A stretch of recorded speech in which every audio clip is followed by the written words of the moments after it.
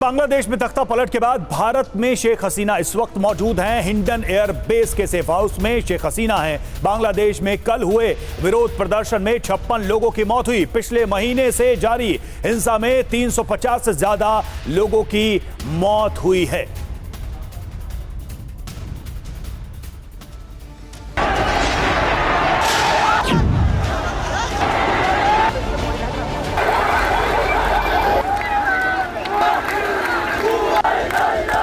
कल दिन भर ढाका से जो खबरें और तस्वीरें सामने आई वो चौंकाने वाली थी, दिल दहला देने वाली थी।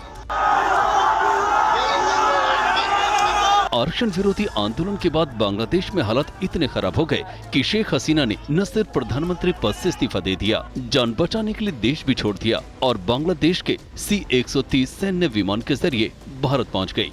शेख हसीना का विमान शाम करीब 5:45 बजे गाजियाबाद के हिंडन एयरबेस पहुंचा। सेना सूत्रों के मुताबिक इससे पहले जब शेख हसीना के विमान ने दोपहर करीब 3 बजे भारतीय आसमान में एंट्री की तो उसे 2 राफेल विमानों ने सुरक्षा दी। दोनों विमान पश्चिम बंगाल के हाशिमारा हवाई अड्डे से उड़े थे। हिंडन एयरबेस पर NSA अजीत डोभाल ने शेख हसीना से करीब 1 घंटे तक मुलाकात की। इसके बाद अजीत डोभाल PM आवास पर होने वाली CCS की बैठक में शामिल हुए और बांग्लादेश के हालात की पूरी जानकारी थी। इस बैठक में केंद्रीय गृह मंत्री अमित शाह, रक्षा मंत्री राजनाथ सिंह, विदेश मंत्री S जयशंकर और वित्त मंत्री निर्मला सीतारमण समेत कई सीनियर अफसर मौजूद रहे। पड़ोसी मुल्क में बिगड़े हालात पर भारत की पैनी नजर है। बांग्लादेश में भड़की ताजा हिंसा में 24 घंटों में 100 से ज्यादा लोगों की मौत हुई, जबकि पिछले 3 हफ्तों में यहाँ हिंसा में 300 से ज्यादा लोगों की मौत हो चुकी है। बांग्लादेश के बिगड़े हालात का अंदाजा इसी से लगाया जा सकता है कि वहाँ 14 पुलिस कर्मियों को जिंदा जला दिया गया।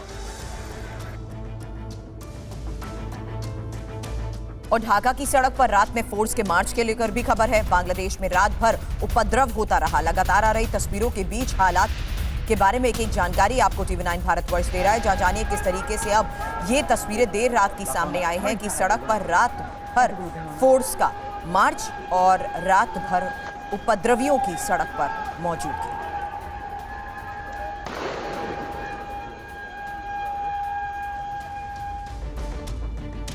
और बेहद कड़ी सुरक्षा में शेख हसीना भारत आई। बांग्लादेश से ही सुरक्षा घेरे में थी शेख हसीना। 2 राफेल की सुरक्षा में आई शेख हसीना।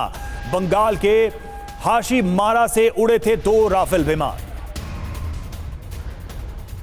सुमित हमारे साथ इस वक्त जुड़े हुए हैं। सुमित, हम चाहेंगे एक बार जरा बताएं कि शेख हसीना को कैसे इवैक्यूएट किया गया भारत की तरफ से, कब उनको उनके ऊपर खतरा है ये इनपुट दिया गया, क्योंकि बिना इस इनपुट के भारत की इतनी बड़ी तैयारी, राफेल को एंगेज किया गया, उनको सुरक्षित भारत लाया गया, ये सारा ऑपरेशन कैसे अंजाम दिया गया भारत की तरफ से?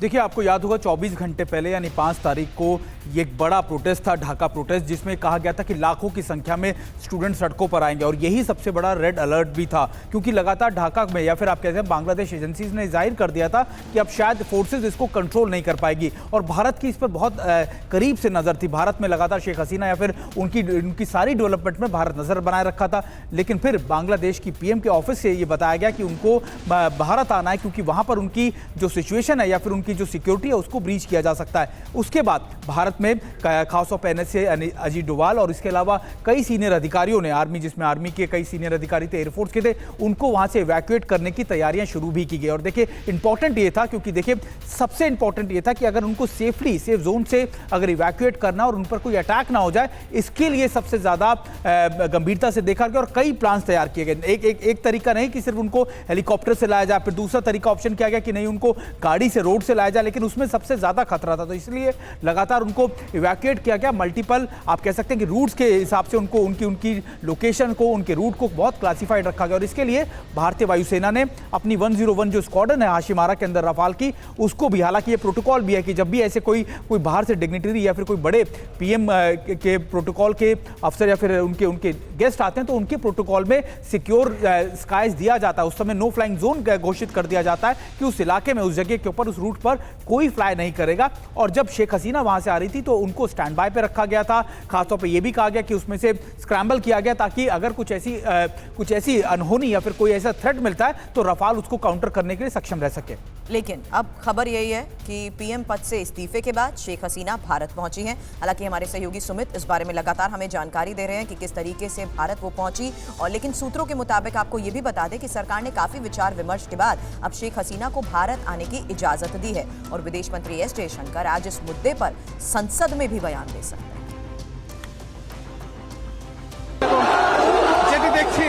बांग्लादेश के हालात पर भारत सरकार अलर्ट है। नॉर्थ ईस्ट के राज्यों में विशेष तौर पर निगाह रखी जा रही है। इसे लेकर पीएम मोदी और विदेश मंत्री एस जयशंकर की बैठक हुई। हालांकि भारत ने आधिकारिक तौर पर अभी तक बांग्लादेश के घटनाक्रम पर कोई जानकारी नहीं दी है और न ही कोई प्रतिक्रिया व्यक्त की है। अनुमान लगाया जा रहा है कि आज विदेश मंत्री जयशंकर प्रसाद संसद में सरकार का रुख स्पष्ट कर सकते हैं।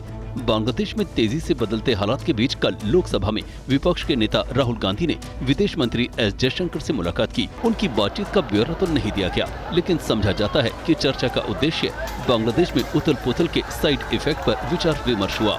सूत्रों के मुताबिक शेख हसीना की तरफ से बांग्लादेश सेना ने भारत से पूर्व पीएम के सुरक्षित निकल जाने को लेकर इजाजत मांगी थी। ये बताता है कि बांग्लादेश की सेना का भारत से सहयोगात्मक रवैया है। हालांकि भारत सरकार इसे बांग्लादेश के अभी तक के इतिहास की सबसे त्रासदी के तौर पर देख रहा है और इससे भारतीय हितों की सुरक्षा किस तरह से की जाए, इस पर लगातार मंथन में जुटी है।